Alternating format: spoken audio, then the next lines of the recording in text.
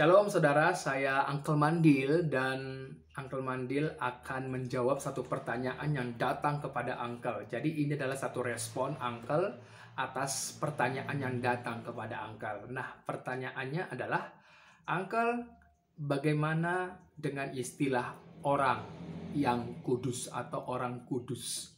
Nah, sebelum Uncle menjawab, memberikan respon atas apa yang Uncle ditanyakan kepada Uncle, maka yang Uncle lakukan adalah tetap Uncle membawa dalam doa.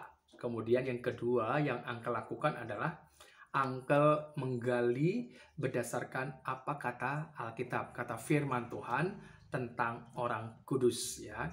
Jadi dasar patokan saya, pegangan saya adalah firman Tuhan.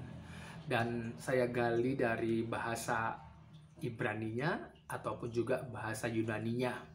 Ya, setelah itu, setelah saya melakukan penggalian dengan bagaimana cara apa yang saya miliki, kemampuan yang saya miliki, dan yang ketiga yang saya lakukan adalah saya mengobservasi, baik itu saya lakukan wawancara secara tidak terstruktur, saya tanyakan kepada beberapa orang yang berbeda denominasi, ya. Dan saya ajukan bagaimana tanggapan dari mereka mengenai istilah orang yang kudus atau orang kudus ya. Setelah itu, setelah saya dapatkan semuanya, makanya Uncle membuat satu respon dan Uncle taruh di media sosial saya ini.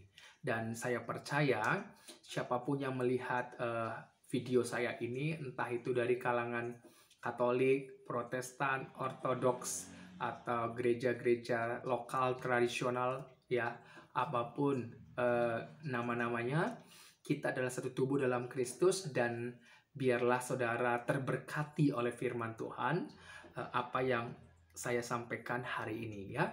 Dan saya akan membuka dasar Alkitab, saya menggali tentang orang kudus ya. Itu di dalam 1 Korintus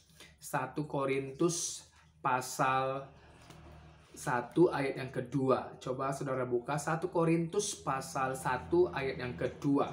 Di situ dikatakan kepada jemaat ya, kepada jemaat Allah di Korintus, yaitu mereka yang dikuduskan dalam Kristus Yesus dan yang dipanggil menjadi orang-orang kudus, dengan semua orang di segala tempat yang berseru kepada nama Tuhan kita Yesus Kristus, yaitu Tuhan mereka dan Tuhan kita. Jadi di dalam 1 Korintus pasal 1 ayat yang kedua, di sana ada kata dikuduskan dalam Kristus Yesus ya. Dan juga dikatakan di sana dan yang dipanggil menjadi orang-orang kudus. Gitu dia. Nah, kata dikuduskan di dalam Kristus Yesus dan dipanggil menjadi orang-orang kudus. Dikuduskan dalam bahasa Yunaninya, karena ini adalah dalam perjanjian baru, maka kita gali dari bahasa Yunaninya. Dikuduskan dalam bahasa Yunaninya itu menggunakan kata hagiois, di mana secara struktur katanya termasuk ke dalam adjektif atau kata sifat ya, kata sifat. Akar kata hagiosis adalah hagios.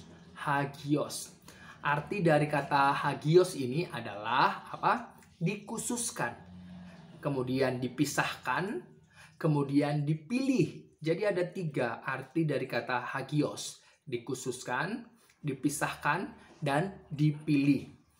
Nah, berdasarkan dari 1 Korintus pasal 1 tadi ayat yang kedua, bahwa orang-orang atau dikatakan juga mereka itu dipisahkan atau dipilih dari dunia ini. Dipilih atau dipisahkan dari dunia ini. Artinya mereka atau orang-orang yang dari dunia ini yang dipanggil oleh Yesus Kristus. Melalui apa? Firman-Nya. Dan mereka meresponi panggilan itu.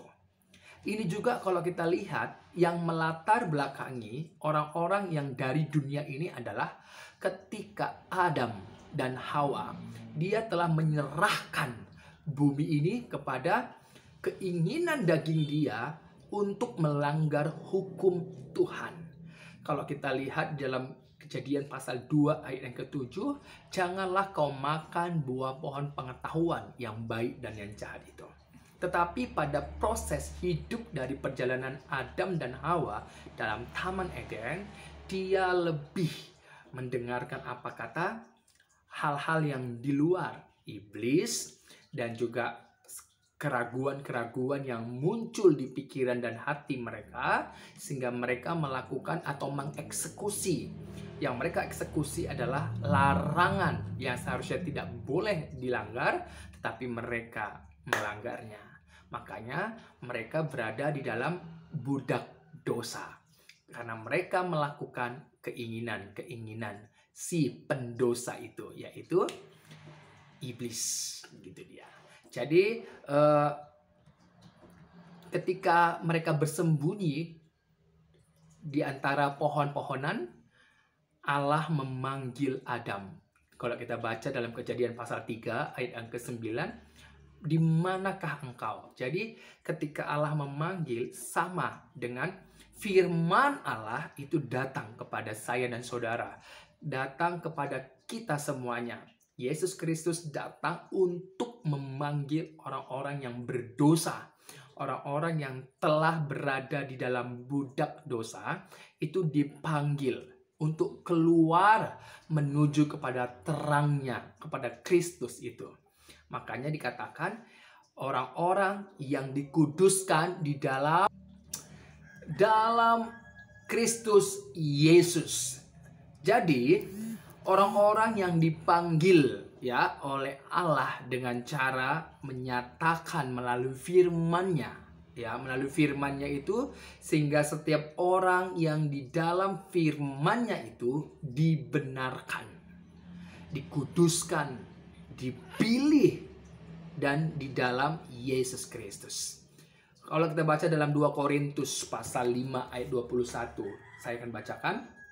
Dia yang tidak mengenal dosa dibuatnya menjadi dosa karena kita, supaya dalam Dia, yaitu Yesus Kristus, kita dibenarkan oleh Allah.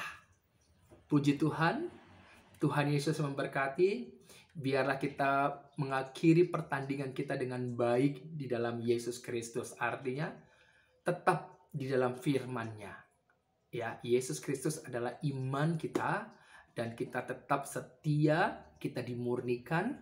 Orang-orang yang imannya kepada Yesus Kristus, itulah yang dikuduskan, itulah yang dimurnikan, itulah yang dipilih, ya, yang disebut sebagai orang-orang kudus. Oleh karena Kristus yang telah menebus hidup kita, dan kita tetap membuat satu keputusan untuk di dalam Dia sampai selesai. Tuhan Yesus memberkati kita semuanya.